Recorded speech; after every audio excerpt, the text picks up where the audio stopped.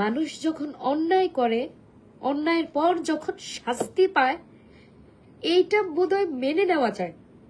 আসসালামু আলাইকুম। এত রাত্রে আসলে লাইভে আসার অবশ্যই একটা কারণ আছে, যার কারণে হেল্পলেস হয়ে বলতে পারেন লাইভে আসছি। মানুষ আসলে দুনিয়াতে অনেক রকম পরীক্ষা দেয়, পরীক্ষা দিয়ে দিয়ে লড়াই করে করে বেঁচে থাকে, কিন্তু আমার মনে হয় যে আমি একমাত্র মানুষ যে প্রত্যেকটা ধাপে ধাপে একটার পর একটা পরীক্ষা দিয়ে যাচ্ছি। কিছু কিছু সময়ে মানুষ যখন অন্যায়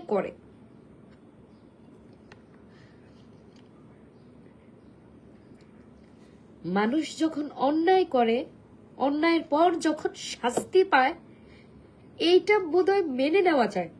কিন্তু অন্যায় না করে যখন ব্লেম আসে, শাস্তি পায়, কোন চক্রান্তের শিকার হয়, তখন হয়তো আর মেনে নেওয়া যায় না।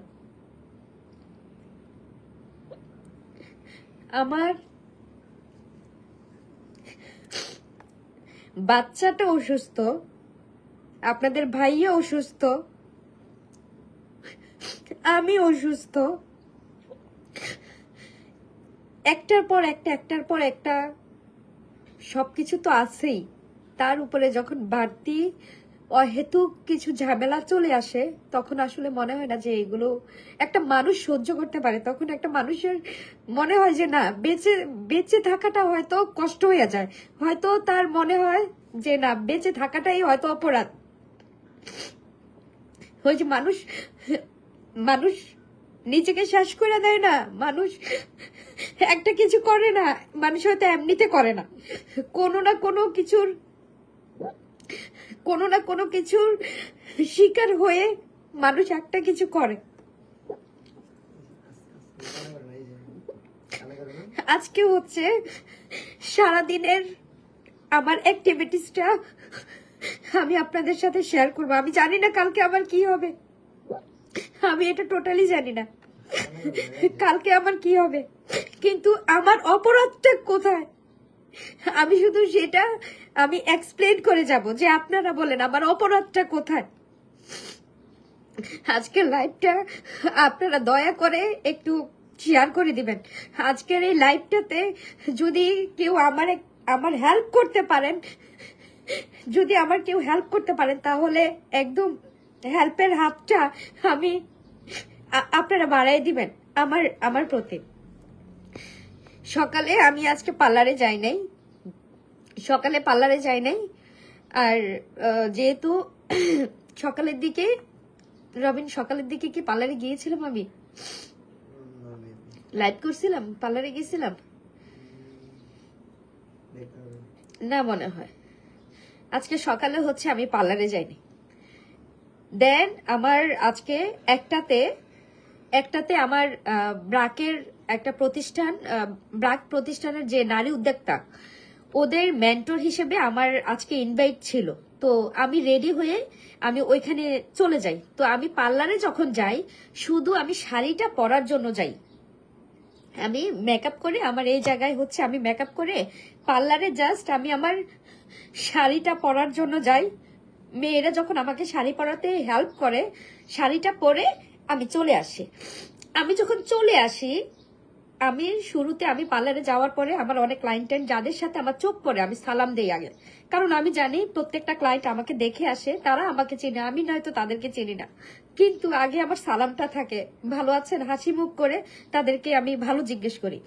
তো আমি যখন পার্লারে গেছি, পার্লার থেকে শাড়িটা পরে আমি তাড়াহুড়া করছিলাম, কারণ তারা আমাকে প্রোগ্রামের টাইম দিয়েছিল 12:30টায়, কিন্তু আমার সবকিছু মিলে একটু লেট হয়ে গিয়েছিল, আমার ফোনের কিছু কাজ ছিল, এগুলো মিলিয়ে আমার লেট হয়ে গিয়েছিল। তো আমি তাদেরকে বলেছি যে আমি 1-1:30টার মধ্যে আমি হাজির থাকবো।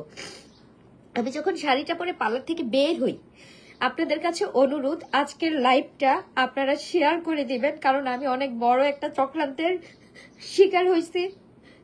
আমার লাইফে আমার অনেক বড় একটা অ্যাক্সিডেন্ট ঘটে যেতে পারে, আমি নিজেও জানি না আমার কি হবে, আমি নিজেও জানি না যে কালকে আমি থাকবো কিনা।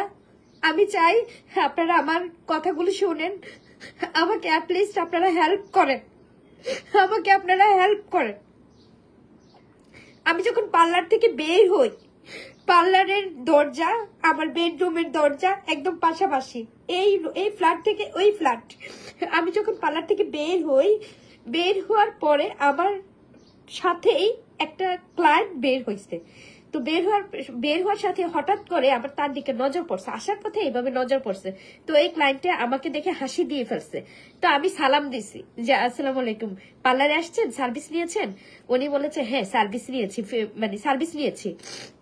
আমি বললাম ইনশাল্লাহ আবারও আসবেন। আমার যেহেতু তাড়াহুড়া ছিল, আমি ওই ক্লায়েন্টের সাথে বেশি কথা বলতে পারি নাই, আমি চলে আসছি, মানে আমার এখানে চলে আসছি। তো আপনাদের ভাইয়া হচ্ছে গাড়ির জন্য গিয়েছে, মানে উনিও রেডি হবে, বাসায় আসবে, আমরা একসাথে বের হয়ে যাব। তো আমার বাসায় আবার একজন গেস্টও ছিল, মানে আমার হাজবেন্ডের, আপনাদের দুলা ভাইয়ের খালাতো ভাই, ওনার ওয়াইফকে চুলের সার্ভিস নিচ্ছে। তো চুলের সার্ভিস নেওয়ার কারণে উনি আবার ওনার বাচ্চাকে নিয়ে এখানে আসছে। তো আসার পরে আমি আবার ভাইয়াকে এখানে বসতে দিই। আমি বললাম যে ভাইয়া আপনি বসেন, আমি ওই রুমে, আর রবিন গাড়ি আনতে গেছে। তো আমি তো পার্লারে আমি রেডি হচ্ছি। তো তারপর হচ্ছে আমরা বের হয়ে যাই ওইখানে।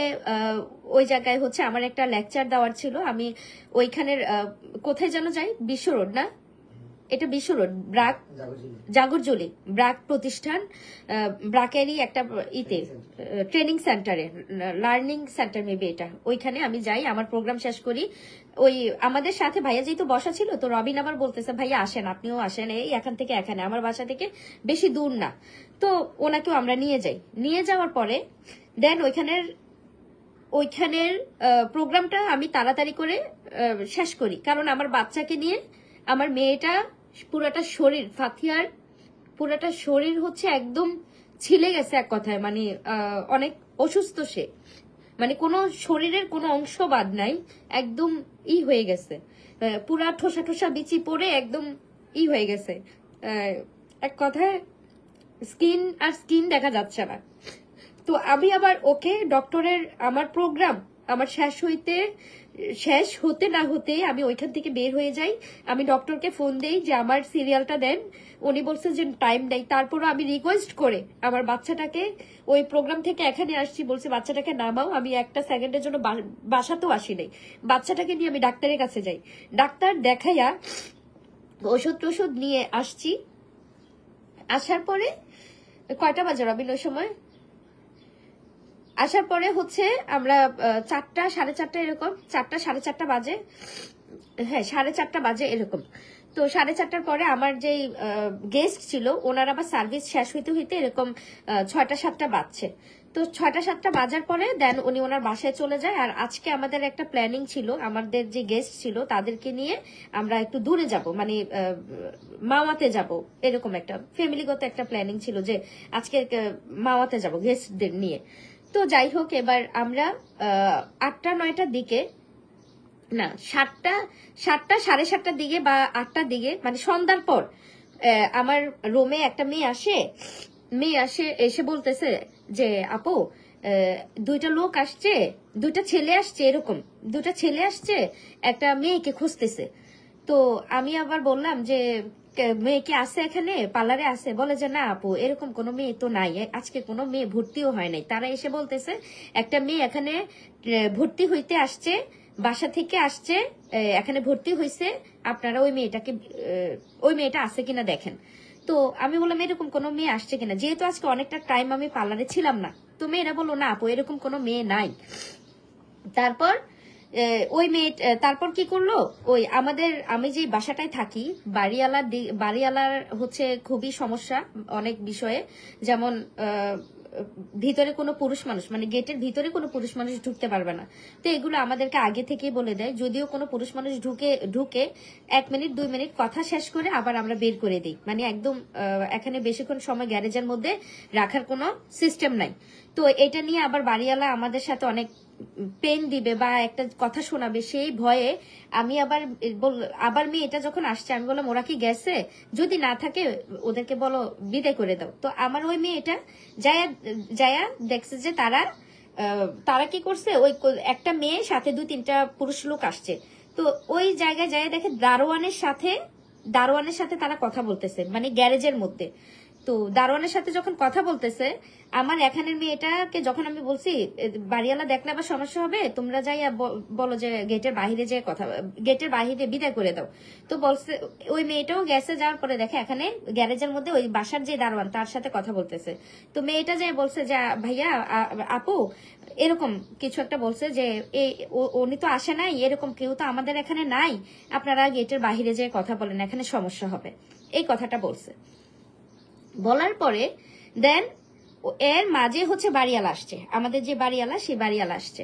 বাড়িওয়ালা এসে এবার ওই লোকদের সাথে কথা বলতেছে, দুজনেই বাড়িওয়ালা প্লাস বাড়িয়ালি দুজনেই কথা বলতেছে।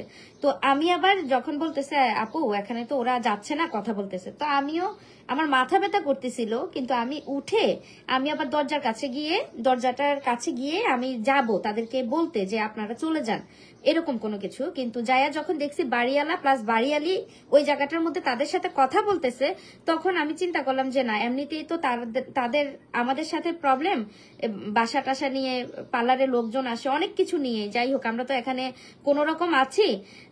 উনি যেহেতু এখানে তাদেরকে বিদায় করতেছে, এখানে আবার আমি যেয়ে কথা বলবো না। আমি যদি যেয়ে কথা বলি, আমার মনস্তাপ হচ্ছে আমি তো দূর থেকে দেখতেছি, আমাকে যদি ডাকে তাহলে যাবো, আর আমি ওই মুরব্বী দুজনকে দেখে আর আমি যাই নাই। তো পরে দিয়ে এবার ওই লোকগুলা বাহিরে গেছে, গেটের বাহিরে গেছে, বাড়িওয়ালারা ওরা আসতেছে, কথা শেষ। তো আমাকে দেখে উনি বলতেছে ব্যবসা জোড়ায় নিছে, দেন হচ্ছে এখানে লোকজন আসে, এগুলা বিদায় করতে পারে না, উনি এরকম ভাবে কথা বলে উপরে মানে যাবে, আমার পাশ কাটতে যাবে, আমি দরজার সামনে। তখন আমি বলছি আপনি বিদায় করতেছে, আমি তো বিদায় করতেই যাচ্ছিলাম, কিন্তু আমরা তো বিদায় করেই দিছি, মানে আমার মেয়েরা তো বিদায় করেই দিছে, এখন মাঝপথে যে দারোয়ানের সাথে কথা বলছে, পরে এসে আপনি এখানে যোগ হয়েছেন, তো আপনারাই তো এখানে তাদের সাথে কথা বলে মানে কথা বলতেছেন, এই জন্য তো আর আমরা কিছু বলি নাই। এতটুকু কথা বলাতে তো উনি আমার সাথে খুব রুড হয়ে গেছে, যে আমি নাকি এখানে ওনার সাথে খারাপ ব্যবহার করছি। শুধু এটাই বলছি যে আপনারাই তো এখানে কথা বলে আটকাচ্ছেন, আমরা তো ফার্স্টেই ওদেরকে না করছি, এই কথাটা বলাতে। যাই হোক, তারপরেও ওনার সাথে আর আমি কথাটা এখানে বাড়াই নাই। তারপর যাই দেখি গেটের বাহিরে ওই লোকগুলা, তারা গেটের বাহিরে ভিড় করছে, এবং কি ওইখানে অনেক এলাকার লোকজন, অনেক লোক জড়ো হয়ে যায়। তো জড়ো হয়ে যায় দেখে তখন আমি আবার আপনাদের দুলাভাইকে ফোন দিচ্ছি, উনি আবার কি করছে, ওই আমার ফোনটা নিয়ে গেছে, আমার ফোনটা বন্ধ, চার্জ ছিল না, বন্ধ হয়ে গেছে, আর ওনার ফোনটা বাসায়। তো ওনার ফোনে কল দিচ্ছি, ফোনে আমি পাচ্ছি না, আর ওই দিক দিয়ে গেটের সামনে অনেক ভিড় জমে যায়। তখন আমি বাধ্য হয়ে গেটের গ্যারেজের মধ্যে কথা বললে তো আবার আমি কথা শুনবো, আমি বাধ্য হয়ে হচ্ছে গেটের বাহিরে গিয়ে আমি ওই লোকদেরকে বলি, ওই মুরব্বী লোকটাকে বলতেছে যে আমার একটা মেয়ে এরকম আমার একটা মেয়ে রাস্তাঘাট চিনে না, ব্রাহ্মণবাড়িয়া থেকে আসছি, আমার মেয়েটাকে পাই নাই, কিন্তু তোমাদের এখানে ফোনের দেখাচ্ছে, তোমাদের লোকেশন দেখাচ্ছে, এরকম তোমাদের এখানে আসছে কিনা, তুমি রাখছো কিনা। তখন আমি বললাম যে দেখেন, আপনি আমার বাপের সমতুল্য, আপনারা জাস্ট আমার এই কথাটা খেয়াল করেন। আমি বলছি মুরব্বীর এইভাবে হাতটার আমার এইভাবে উনি যখন বলতেছে হাত এই করে, আমি বলছি দেখেন আপনি আমার বাপের সমতুল্য, আমার এখানে আমি আজ পর্যন্ত অনেক মেয়ে আসে যায়, অনেক মেয়েরে আমি আশ্রয় দিছি, অনেক মেয়ের অভিভাবকও আমি। আপনার মেয়েটা যদি আসতো, আমি সই সালামতে রাখা, হয়তো যদি রাগ কইরেও আসতো, সই সালামতে রাখা 2 দিন পরে আপনারে ফোন দিয়া মেয়েরে বুঝাই আমি সুন্দর করে আপনারে দিয়ে দিতাম। আমি ওই ধরনের মন মানসিকতার মেয়ে। আপনার মেয়েটা আমার কাছে আসে নাই, যদি আসতো আপনি বলা লাগতো না, আমি নিজেই আপনার মেয়েটার আপনার হাতে তুলে দিতাম। আপনি মুরব্বী মানুষ, আপনি এতটুকু আমার উপর ভরসা রাখেন, আমি আপনার মেয়েটাকে আপনার হাতে তুলে দিতাম।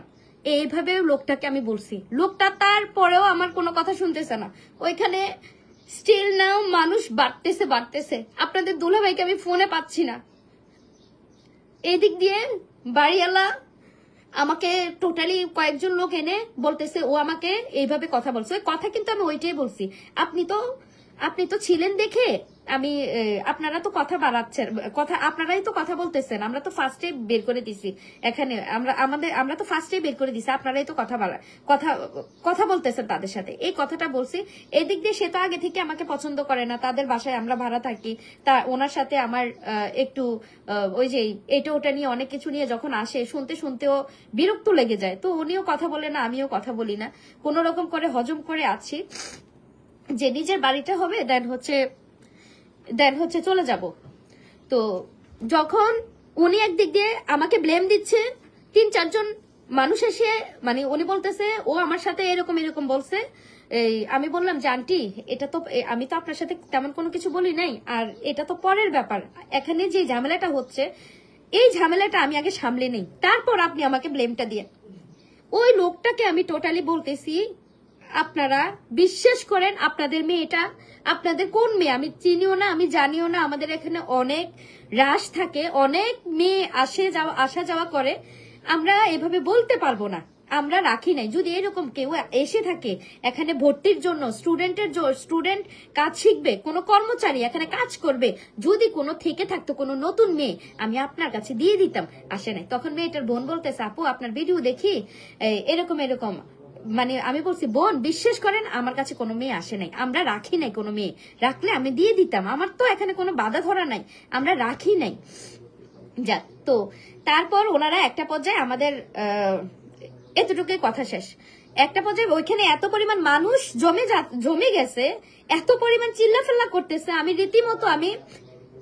রীতিমতো আমি কি করবো আমি বুঝতে পারতেছিলাম না, ওদেরকে একদিক দিয়ে বুঝাইতে পারতেছিলাম না, আরেক দিক দিয়ে আমার কোনো লোক ওইখানে ছিল না, তারপরও মনের মধ্যে সাহস রেখে আমি ওনাদেরকে বুঝাচ্ছিলাম আমার কাছে কোনো মেয়ে নাই, আমার কাছে কোনো মেয়ে নাই, আপনি এক কাজ করেন, এই জায়গাটাতে তো আমার থাকতে হবে, এটা আমার এরিয়া, আমার এখানে মান সম্মান যাচ্ছে, আপনারা এখানে ভিড় জমায়েন না, আপনারা প্রয়োজনে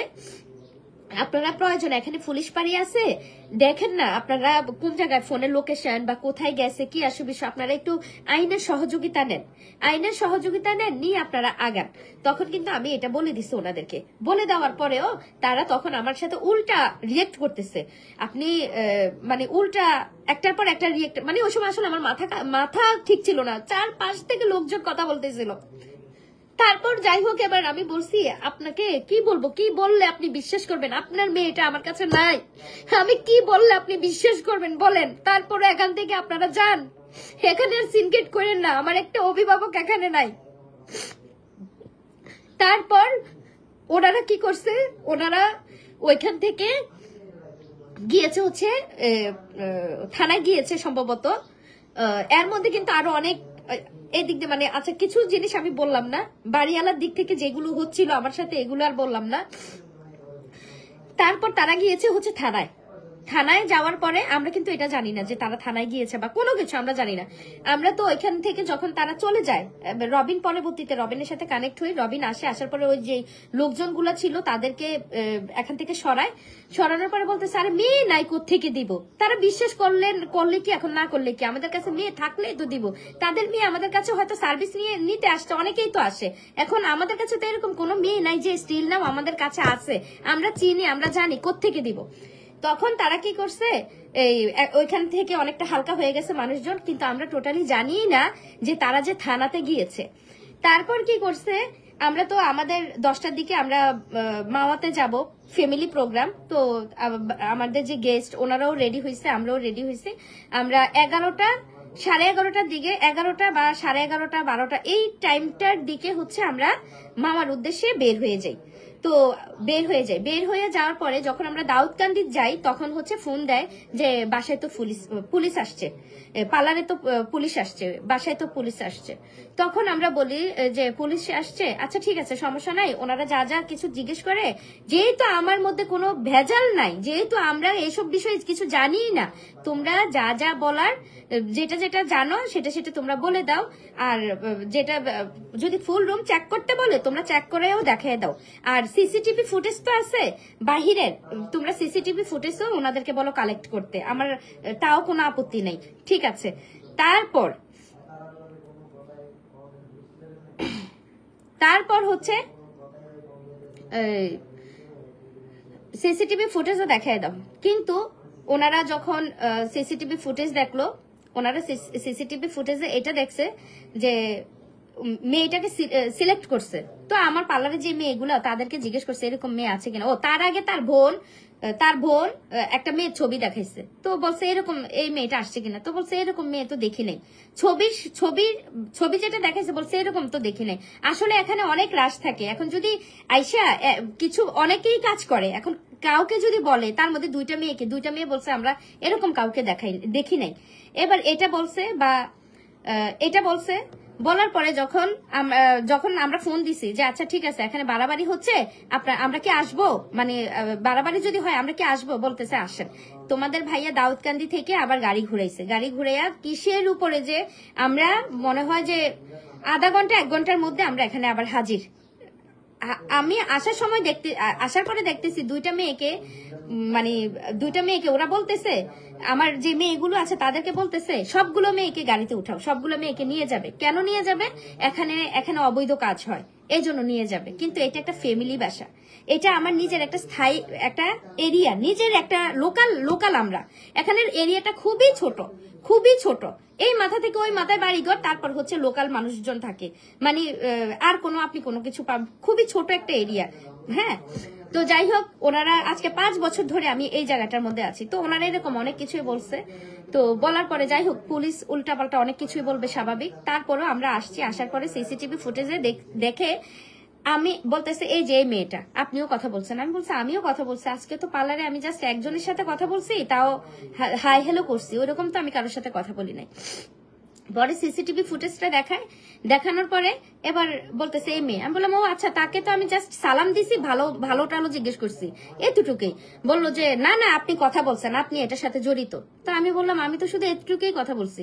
তারপর বলছে যে ব্রাহ্মণবাড়িয়া থেকে তারপর আমাদের যে এমপ্লয়ি আছে ওই মেয়েগুলোকে দেখাই এই যে ভিডিওটা, কয় হ্যাঁ আপু এই মেয়েটা তো আসছে, এই মেয়েটা আমাদের কাছে ফেসিয়াল সার্ভিস নিছে। সে ফেসিয়াল সার্ভিস নিছে যখন এটা বলছে, পুলিশ মানে তারা বলতেছে ব্রাহ্মণবাড়িয়া থেকে এখানে ফেসিয়াল সার্ভিস নিতে আসবে, এটা অসম্ভব, এত দূর থেকে এখানে সার্ভিস নিতে আসবে না। আমার হাজবেন্ড বললো আপনি আগামীকাল সকালে যদি আপনি আমার পার্লারে থাকেন তাহলে দেখবেন কত জায়গা থেকে আমার পার্লারে লোকজন আসে। তারা এটা স্বীকারই করতে রাজি না যে আমার পার্লারে মানে ব্রাহ্মণবাড়িয়া থেকে একজন ক্লায়েন্ট আসছে, এটা নাকি অসম্ভব। ওকে ফাইন, এটাও মানলাম। তারপর মেয়েটাকে একটা ছেলে দিয়ে যায়, ছেলেটা মাস্ক পরা, মেয়েটাকে একটা ছেলে দিয়ে যায়। এখন ছেলেটা আইসা তো গেটের অনেক সময় ভুল ভ্রান্তিতেও পুরুষ লোক এসে কিন্তু পার্লারের দরজার মেন ঢুকে যায় 1 পা বা 2 পা দেওয়ার পরে মেয়েরা চোখে পড়লে ভাইয়া ভিতরে এলাও না, এই কথাটা কিন্তু হয়। এটা যারা পার্লার ওনার আছেন আপনারা প্লিজ একটু বলবেন, এরকম ভুল ত্রুটি কিন্তু হয় যে ভাইয়া এটা এখানে না, ভিতরে ঢুকবেন না, এটা এলাও না। তো যাই হোক, ভিতরে ঢুকে নাই, মানে ঘুরে এসে আমার দরজাটা সামনে আসছে, এসে এভাবে মেয়েটার সাথে কথা বলছে। তো কথা বলছে হয়তো 2-4 মিনিট বা 1 মিনিট, 4 মিনিটও হবে না, কোনো নাই। কথা বলছে, মেয়েটা 1 ঘন্টা ফেসিয়ালের একটা সার্ভিস নিছে। সার্ভিস নিয়ে যখন মেয়েটা এখান থেকে চলে যাওয়ার সময় কিন্তু আমার সাথে দেখা হয়েছে। এখন আমার যে আবার গেস্ট, এই গেস্টের আমার যে গেস্ট মানে ওই যে ভাইয়ার ওয়াইফ চুল সার্ভিস নিচ্ছে, এই ভাইয়াও আবার ওই যখন আসছে, আমার তো 2টা ফ্ল্যাট পাশাপাশি, একটা ফ্ল্যাট এই পাশে একটা ফ্ল্যাট এই পাশে, তো ভাইয়া তো আমার রুমে আসছে, ভাইয়া তো আর পার্লারে যায় নাই, ভাইয়া তো আমার রুমে আসছে।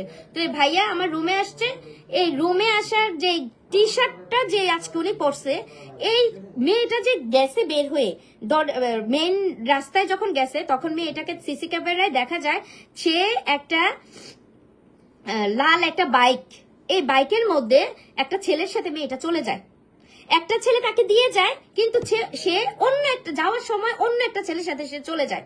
এবং সেই ছেলের যে গেঞ্জির যে চ্যাকটা এদিক দিয়ে স্টেপ থাকে না, এই স্টেপটা আমার যে গেস্ট, হ্যাঁ আমার যে গেস্ট, সেই ভাইয়ার গেঞ্জির স্টেপের মতো, কিন্তু কালার সেম না, গেঞ্জির কালার সেম না, কিন্তু সিসি ক্যামেরায় তো ক্লিয়ার বোঝা যায় না।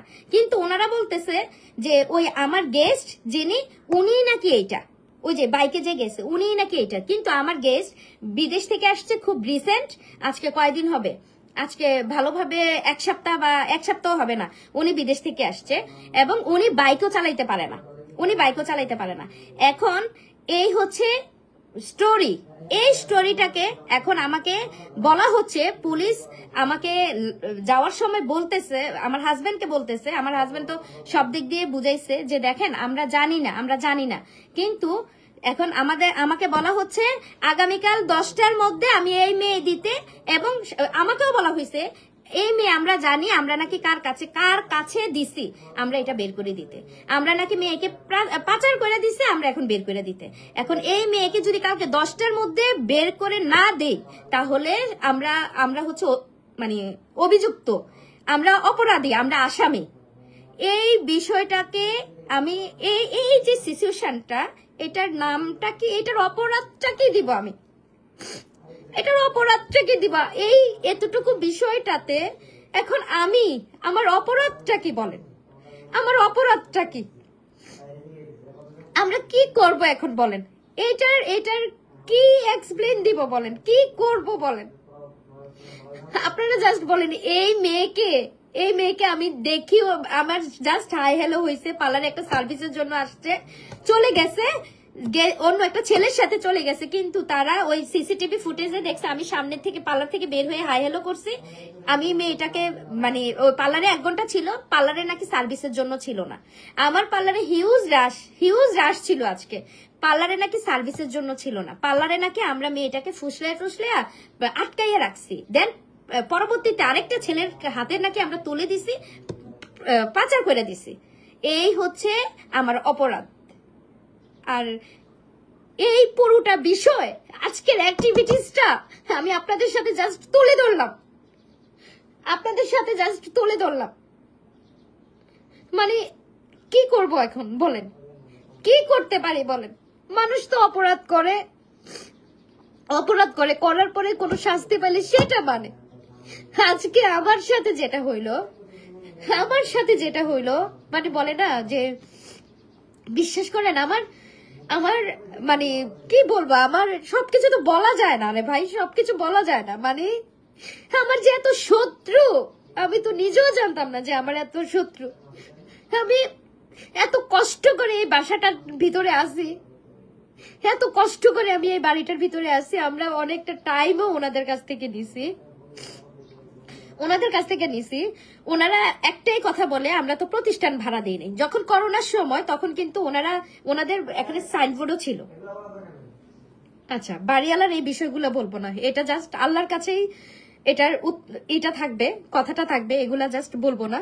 এখন এই যে এই অপরাধটার কালকে এই যে অভিযুক্ত আসামি করছে আমার যে গেস্ট, যিনি আমার একজন মানে, আচ্ছা আমার লাইভে মেবি সমস্যা হয়ে যাচ্ছে, বুঝছেন? আমি যেই কথাগুলো বলছি, কিছু ওয়ার্ড উচ্চারণ করছি, এগুলো হচ্ছে লাইভে প্রবলেম হয়ে যাচ্ছে। আমি জানি না আমি কি করব। আপনারা যদি পারেন তাহলে আমার লাইভটা একটু শেয়ার করে দেন। লাইভটা হয়তো ডিলেটও হয়ে যাবে। সকালবেলা এই যে অলমোস্ট সারা রাত কিন্তু ঘুমানো হয় নাই। এই যে তারা গেছে হচ্ছে কয়টাতে, 3:30 4টাতে এখান থেকে আমার বাসা থেকে গিয়েছে। তারপর তো জানিনি, মানে এখন 10টার দিকে আমি মেয়েটাকে কই পাবো? আমি এই ভিডিওটা করার একটাই উদ্দেশ্য, আমি যে মেয়েটা আজকে তুমি আমার পার্লারে তুমি আসছো, তুমি যদি আমার ভিডিওটা দেখে থাকো, প্লিজ তুমি সামনে আসো, তোমার পরিবারকে একটা ফোন দাও, তুমি আমাকে জাস্ট ফাঁসাইও না, আমার পরিবারটাকে ধ্বংস করো না। ঈদের পরে আমার সময় এত প্রবলেম, ঈদের পরে হচ্ছে আপনাদের দুলা ভাইয়ের অপারেশন, আমি ডক্টরের কাছে আমার সিটি স্ক্যান থেকে শুরু করে ঘাড়ের এক্সরে থেকে শুরু করে আলট্রা, এমন কোনো পরীক্ষা নাই যে আমাকে ডক্টর দেয় নাই। আমার রিপোর্টটা আনবে হচ্ছে, তাও আনতে যেতে পারে নাই সময়ের জন্য।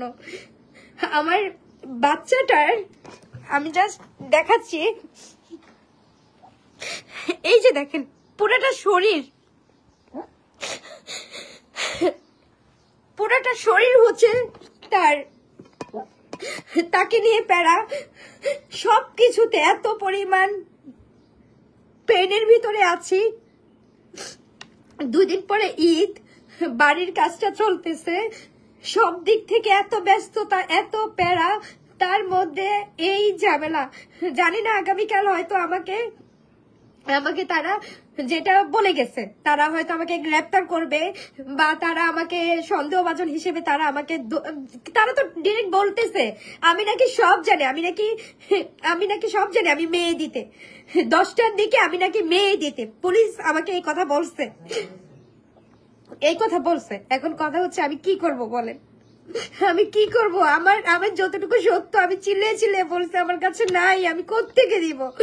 বিশ্বাস করেন এই ধরনের কোনো কিছু মেন্টালিটি আমাদের না।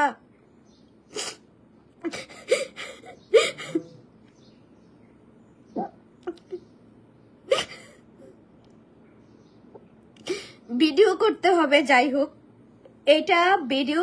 এটা জাস্ট আমি একটা হেল্প চাচ্ছি, আমি হেল্পলেস। আমি আজকে এই যে বিষয়টা 2 দিন পরে যখন আপনারা জানবেন, আপনারা যখন এই জিনিসটাতে দেখবেন, তখন বলবেন যে মোয়াপু আগে কেন জানাইলেন না। এইরকম একটা হেল্প, প্রতিটা পরিস্থিতি আজকের যে পরিস্থিতি আমি সবটা এক্সপ্লেন করে গেলাম। আমি টোটালি, আমার আল্লাহ সাক্ষী, আমি এইটাতে এতটুকুই জানি যতটুকু আমি আপনাদের সাথে শেয়ার করছি, এতটুকুই জানি যেটা শেয়ার করছি। একটা ব্যবসায় এত পরিমাণ বাধা আমি সামলে আজকে এই জায়গায় আসছি। আমাকে মনে হয় যে বাধা পিছুই ছাড়ে না। আমি জানি না যে আমার মানে কি এমন, মানে কি বলবো, আমি কোনো কিছু আসলে বুঝতেছি না। বোন রে, তুমি তো আমার পার্লারে আসছিলে। বোন, আমি তো নির্দোষ, তুমি জানো। আমার ভিডিওটা যদি তুমি দেখে থাকো, অ্যাটলিস্ট আমাকে বাঁচাও, অ্যাটলিস্ট তুমি আমাকে হেল্প করো। তুমি তোমার পরিবারকে একটা ফোন দিয়ে বলো মৌয়াপুর পার্লারে জাস্ট আমি একটা সার্ভিস নিয়েছি, আমি ওইখান থেকে চলে আসছি, তারপর আর কোনো কিছু না। এখন তারা, আমার তো এখানেও কিছু শত্রু আছে, মানে আশেপাশের অনেকেই তো অনেক জালাসি থাকতে পারে, অনেক কিছুই থাকতে পারে।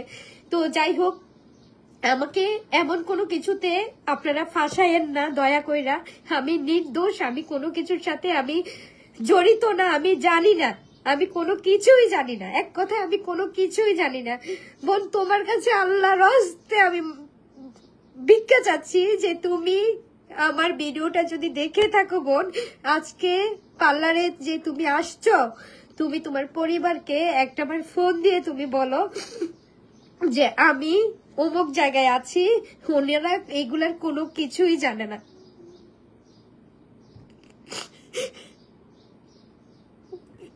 হতে পারে কোনো প্ল্যান করা ছিল, না হলে ঘটনা এত দূর যাওয়ার কথা না। আমরা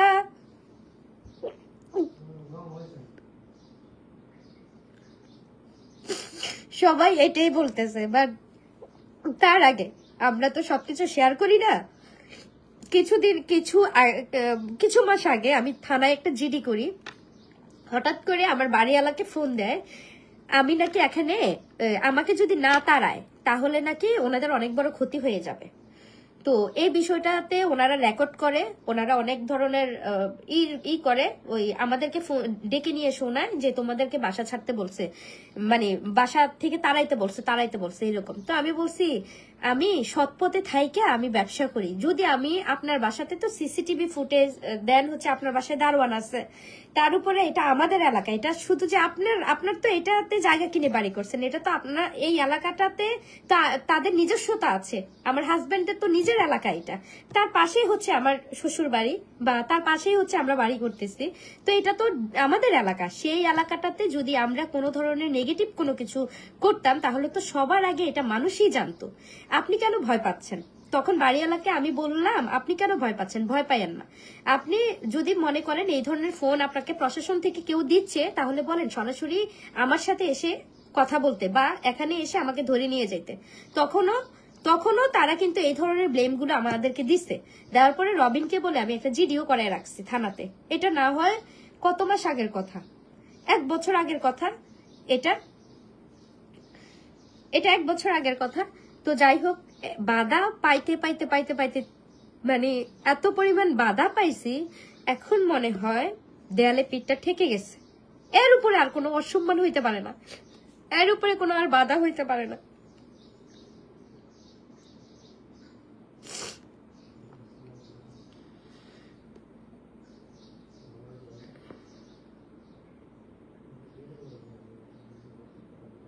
আপনি পাচারকারী না হলে এখন অভিযোগ করে কেন? নিশ্চিত আগে কোনো মেয়ে পাচার করতে গিয়ে ধরা খাইছেন। হ্যাঁ ভাই, বুঝছেন না? বুঝছেন তো? বলছেন, মনে শান্তি পাইছেন? এই শান্তিটা নিয়ে ঘুমাইয়া যান, এই শান্তিটা নিয়ে ঘুমাইয়া যান, বুঝছেন?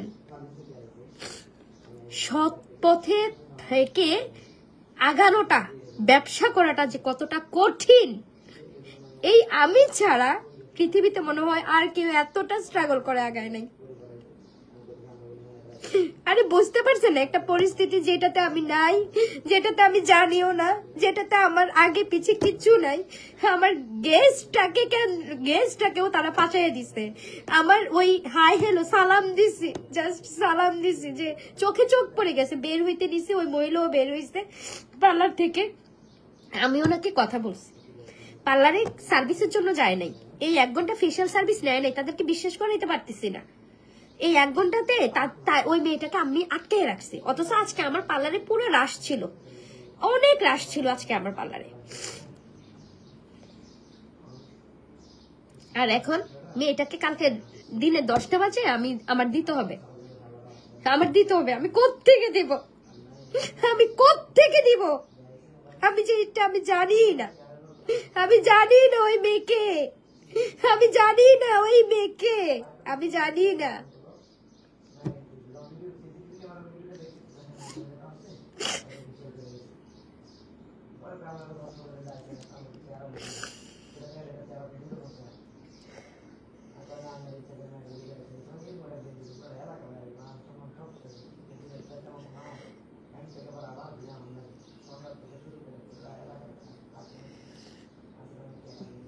সিসিটিভি ফুটেজ দিয়ে একটা মামলা করে দেন, আপনার জন্য সবচেয়ে ভালো হবে।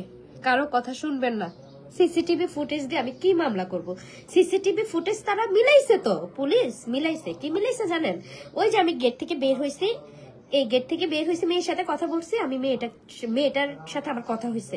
ওই যে তারা সিসিটিভি ফুটেজে একটা ছেলে এসে মেয়েটাকে দিয়ে গেছে, তার মানে এটাতে আমার হাত আছে। একটা ছেলে এসে মেয়েটাকে দিয়ে গেছে। ওই যে মেয়েটা ব্রাহ্মণবাড়িয়া থেকে আসছে, আমার পার্লারে ব্রাহ্মণবাড়িয়া থেকে সার্ভিস নিতে কেউ আসবে না, এত দূর থেকে এখানে সার্ভিস নিতে আসবে না, এটা ভুয়া কথা, এটা পুলিশ বলছে। তারপর ওই যে মেয়েটা 1 ঘন্টা পার্লারের ভিতরে ছিল, এই ভিতরে মেয়েটা ছিল না, ভিতরে মেয়েটাকে আমরা বন্দি করে রাখছি, এরকম একটা বিষয়। তারপর হচ্ছে মেয়েটা যখন চলে গেছে, পার্লার থেকে চলে যাওয়ার পরে যেই বাইকে গেছে, ওই বাইকে আমার বাসায় যে গেস্ট ঢুকছে, এই গেস্টের গেঞ্জির স্টেপ, এই স্টেপটা সেম, কিন্তু ওই লোকে দাঁড়িয়ে আছে আর আমার গেস্টের হচ্ছে দাঁড়িয়েও নাই। তারপরেও ওই আমার গেস্টকে অভিযুক্ত করা হয়েছে। আর অভিযুক্তর পরে হচ্ছে আমার যে গেস্ট, উনি কিন্তু বাইকও চালাইতে পারে না। ইনফ্যাক্ট উনি বাইক থেকে আসছে আর রবিনের সাথে এখানে ওখানে বাইকে ওই যে গরু দেখতে যায়, তো রবিন ওই দিন আমাকে বলতেছে, ভাইয়া তো বাইকে ভালোভাবে বসতেও পারে না, ভাইয়া বাইক চালাইতে পারে না, কিন্তু ওনাদের গাড়ি আছে, গাড়ি ড্রাইভ করতে পারে আর কি, বাইক চালাইতে পারে না। তো সে যেই ছেলে নিয়ে গেছে সে বাইক চালাইয়েই তাকে নিয়ে গেছে, কিন্তু অভিযোগ করা হয়েছে ওই যে গেঞ্জির স্টেপ মিলাইয়া অভিযোগ করা হয়েছে আমার গেস্টকে। এই জন্য আমি পাচার করে দিছি, এটা আমি জানি। কালকে 10টার ভিতরে মেয়ে দিতে, 10টার ভিতরে যদি মেয়ে না দিতে পারি তাহলে এবার বুঝে নিত।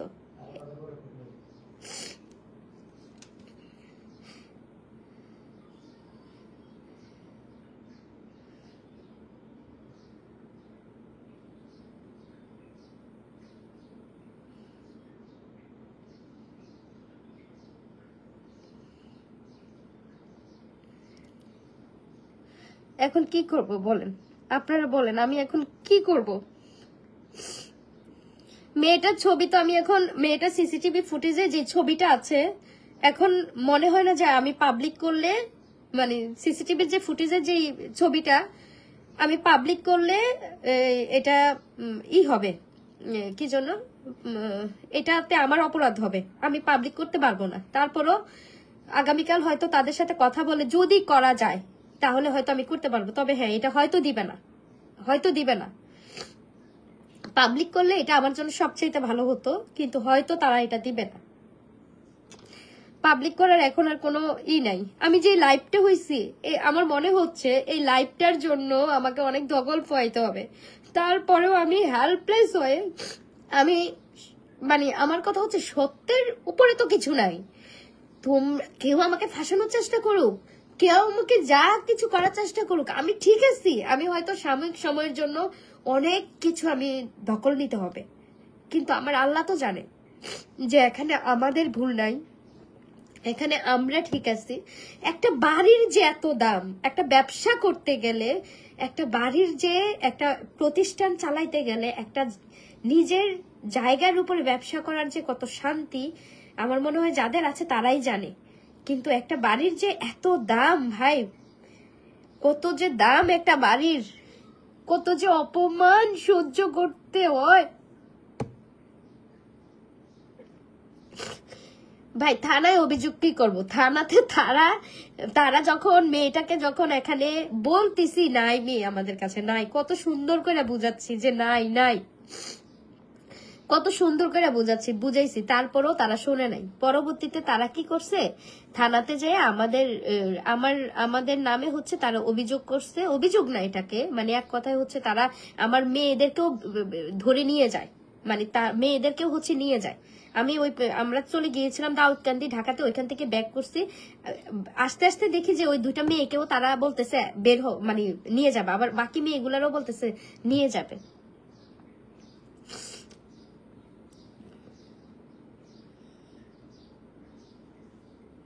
সিসিটিভি ফুটেজ শেয়ার করব এখন, যদি সেটা পসিবল হয়। এটা জানি না তারা এটাতে কি বলবে। এটা তারা সিসিটিভি ফুটেজ কি শেয়ার করা যাবে? হ্যাঁ, সকালে আগে নেই সিসিটিভি ফুটেজটা, একটু পরে নিব, নেওয়ার পরে যদি ছাড়া যায় কথা বলে নেব।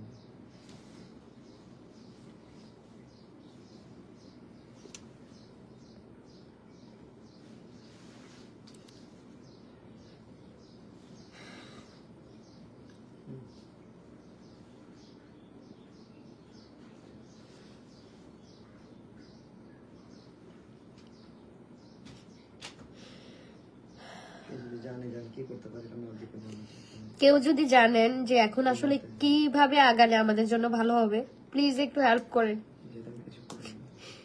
যেহেতু আমাদের আসলে কোনো ধরনের এখানে এই যতটুকু জানাইছি লাইভে, এটাই জানি, এর বাহিরে কিচ্ছু জানি না। ঘুম থেকে উঠছি, ঘুম থেকে উঠে নিজেদের কাজগুলো করছি, একটা প্রোগ্রাম অ্যাটেন্ড করছি, প্রোগ্রাম শেষ করে বাচ্চাকে ডাক্তার দেখাইছি, ডাক্তার থেকে এনে বাচ্চাকে টেক কেয়ার করছি, বাচ্চাকে টেক কেয়ার পরে দেন বাচ্চাকে শোয়া টোয়া, আমাদের আবার গেস্ট ছিল, তো তাদেরকে নিয়ে আমরা একটা ঘোরার প্ল্যান করছিলাম। ঘোরার বলতে কি, একটু মানে ওই যে ঈদে যাব, মাওয়াতে যাব, জাস্ট ঈদ যেহেতু চলে আসছে, তারপর ঈদের পরে মানে এটা জাস্ট একটা নিজেদের একটা ছিল আর কি, হঠাৎ করে আচ্ছা ঠিক আছে আমরা যাব তাহলে। তো যাইতে নিছি, দেন এরকম একটা ঝামেলা মানে ক্রিয়েট হয়েছে সন্ধ্যাতে ক্রিয়েট হওয়ার পরে যখন ভাবছিলাম যে হয়তো তারা বুঝতে পারছে, এত পরিমাণ সিন ক্রিয়েট হয়েছে, তারা হয়তো বুঝতে পারছে, চলে গেছে। কিন্তু আমরা জানতামই না যে তারা থানা পুলিশ করছে, এত কিছু করছে। পরে দিয়ে ওইখান থেকে আবার ব্যাক করছি, ব্যাক করে এসে দেন হচ্ছে এই ধরনের পরিস্থিতির আবার শিকার হলাম, পুরা সবকিছু বুঝতে পারছেন। এখন এই আর কি, মানুষের ভালো দেখতেই পারে না আপু, সৎ মানুষের বিপদের শেষ নেই। আল্লাহ জানি না কোন পরীক্ষা নিচ্ছে, যার কারেন্ট চলে গেছে।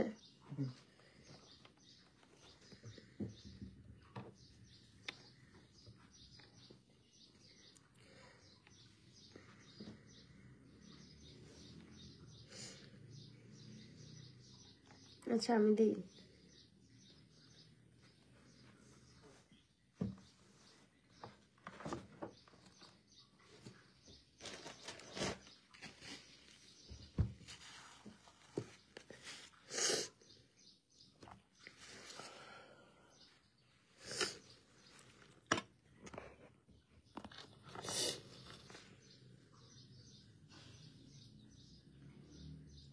আমি যদি ওই মেয়েটার ছবি এখন শেয়ার করি, এটা হয়তো সমস্যা হবে, যেহেতু এটা আইনি পর্যায়ে চলে গেছে, হয়তো এটা সমস্যা হবে। আর আমার কাছে মনে হচ্ছে মানে আমার কাছে আসলে মনে হওয়ার ব্যাপারটা এখন জানি না বলাটাও ঠিক হবে কিনা। যার কেউ নাই, আল্লাহ আছে। আমি আল্লাহর উপর একদম বিশ্বাসী। আমি মনে করি আমি পাপ করি না, আমার কিসের ভয়, কোনো ভয় নেই। বাট এই যে পরিস্থিতিটার শিকার হইলাম না, এটাই মানতে পারি না, এটাই মানতে পারতেছি না। কেন আমার সাথেই বা কেন?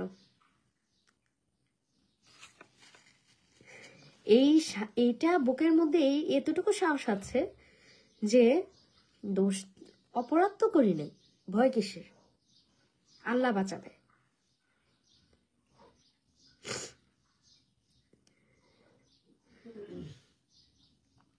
সবাই বলতেছেন ভিডিওটা ক্লিপটা দেওয়ার জন্য। আমি কালকে, তারা তো বলছে 10টার দিকে আমাকে মানে মেয়ে দিতে, না হয় জানি না। আমি তখন দেখি কি হয়, আমি আপডেট জানাবো।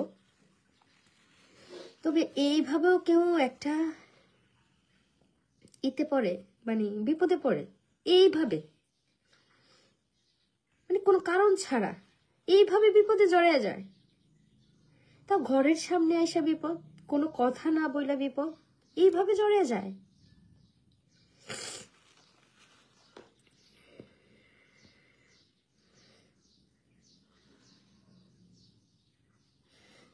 পুলিশ না, আপনি আর্মি কোনো অফিসে গিয়ে এটার কমপ্লেন করে আসেন।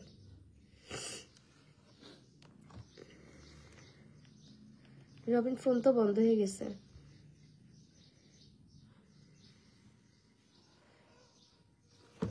কালের নামাজ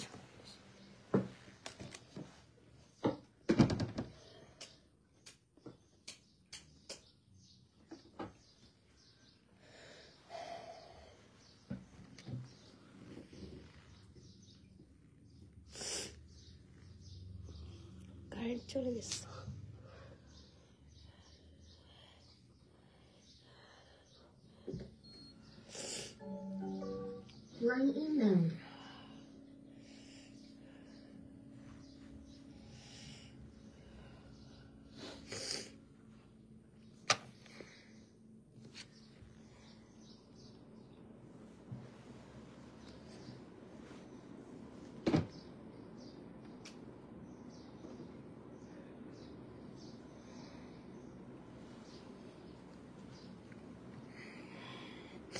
সিসিটিভি ভিডিওটা দিলে হয়তো সমস্যা হবে, আমি যতটুকু জানি সিসিটিভির ভিডিওটা দেওয়া যাবে না।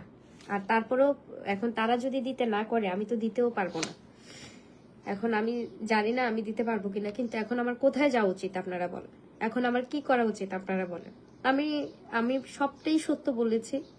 আমি এখানে এক ফোঁটাও মিথ্যা বলি নাই, একটা তিল পরিমাণ শস্য পরিমাণও আমি এখানে কোনো মিথ্যা কথা বলি নাই। যা হয়েছে আমি সেটাই বলেছি। আমি সত্যিই জানি না, আমি সত্যিই জানি না। কিন্তু এখন সবাই মানে পুলিশরা এসে যে ব্লেম গুলো আমাদেরকে দিয়েছে, এই যে 6টা বাজে, 10টাতে যাইতে হবে, যাইতে হবে না, না এসে নিয়ে যাবে তারা। রবিন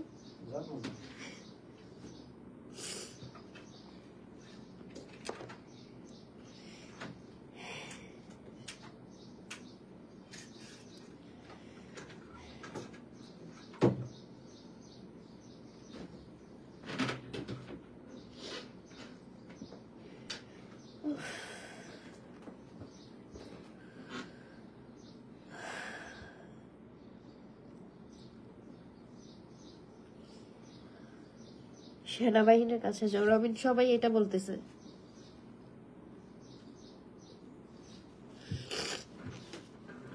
আছে তোমার পরিচিত? কোথায় সেনাবাহিনীর হ্যাঁ?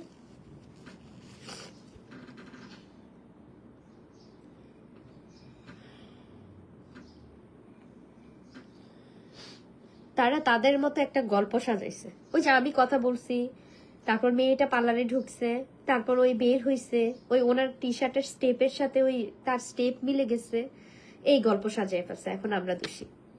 এটা কি হয় বলেন তো আপনারা? এইভাবে কি আদৌ বিচার করে বলেন তো আপনারা?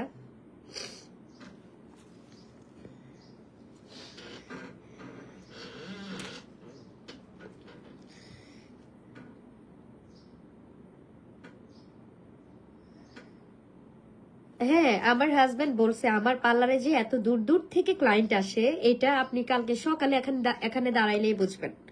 আমাদের পার্লারে দূরের থেকেই ক্লায়েন্ট আসে সব, আপনি সকালে দাঁড়াইলেই এখানে বুঝবেন। বলে অসম্ভব, এটা তো পুরোই অসম্ভব যে ব্রাহ্মণবাড়িয়া থেকে এখানে আসবে সার্ভিস নিতে, এটা নাকি সম্পূর্ণ ফাও কথা, এটা নাকি মিথ্যা কথা।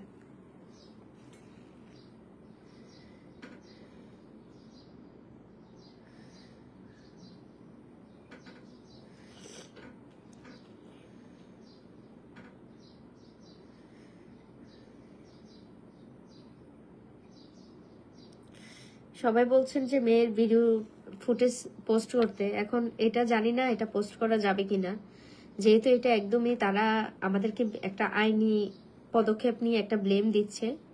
আমাদের সবকিছু মানে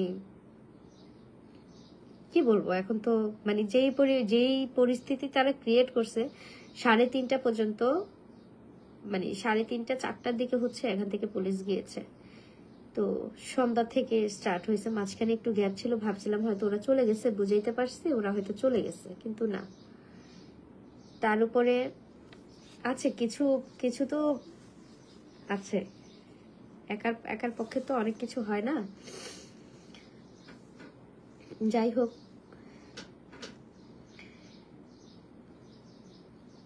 বলতে ইচ্ছে করতেছে অনেক কিছু। কেউ কেউ হচ্ছে আবার উস্কানিও দিয়ে দিচ্ছে, যার কারণে ওদের হয়তো মনে হয়েছে যে না আমার কাছে এখানেই দেন, কিন্তু তারা তো আমার ক্ষতির জন্য তারা তাদেরকে ফুসলাইছে। আসলেও তো আমার এখানে কেউ নাই, কেউ নাই, ছিলও না।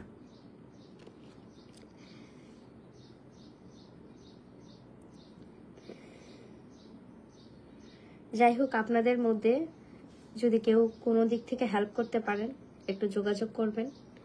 সত্যি অনেক বড় একটা ঝামেলার মধ্যে, একটা বিপদের মধ্যে পড়ে গেছি, যার কারণে এত বিপদ সামলাইছি, বিশ্বাস করেন এত বিপদ সামলাইছি এই পার্লারটাকে নিয়ে। এত ছোট হইছি এই পার্লারটাকে নিয়ে। তবে আজকের যেটা হইলো, দেয়ালে পিঠটা ঠেকে গেছে।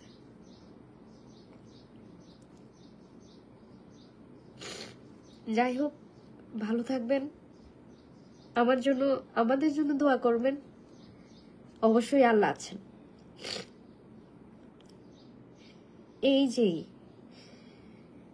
এটাই হচ্ছে আমার সাহস যে আমি দোষ করি নাই, আমাকে শাস্তি কি দিবে, আর শাস্তি দিলেও আমি হয়তো এর থেকে বেটার কিছু পাবো।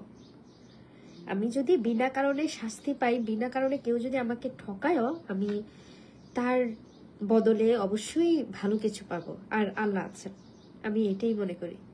আমি পাপ করি নাই, আমাকে কি মানে পাপ না করার পরে যে শাস্তিটা আমি পাইলাম, এই শাস্তিটার হয়তো এই চোখের পানির গুলোর উপহার স্বরূপ আল্লাহ অবশ্যই আমাদের উপর রহমত নাজিল করবেন। সবাই দোয়া করবেন। আর যদি পারেন, আর যদি তুমি আমার ভিডিওটা দেখে থাকো, আজকে যে আপুটার সাথে আমার কথা হয়েছে, উনি কিন্তু আমাদের মতো বয়সী, কিন্তু বাবাটার সাথে যখন কথা বললাম যে আমার মেয়েটা এরকম দেখাইলো, আমার মেয়েটা রাস্তাঘাট কিছুই চিনে না, তো আমি ভাবছি হয়তো ছোট মেয়ে, কিন্তু যখন আমাকে ভিডিও ফুটেজটা দেখাইলো পরবর্তীতে পুলিশ আসার পরে, তখন দেখে বুঝতে পারছি এটা তো আমাদের ওই মহিলা, এটা একটু মহিলা টাইপ ছিল, মানে একদম ছোট না, মানে আমাদের মতো বয়সেরই হবে। ঠিক আছে, তো যাই হোক, সবাই ভালো থাকবেন আর আমাদের জন্য দোয়া করবেন। জানি না কি হয়, কপালে কি আছে, তবে এতটুকু জানি যেহেতু অপরাধ করি নাই, আল্লাহ পাশে আছে, থাকতেই হবে।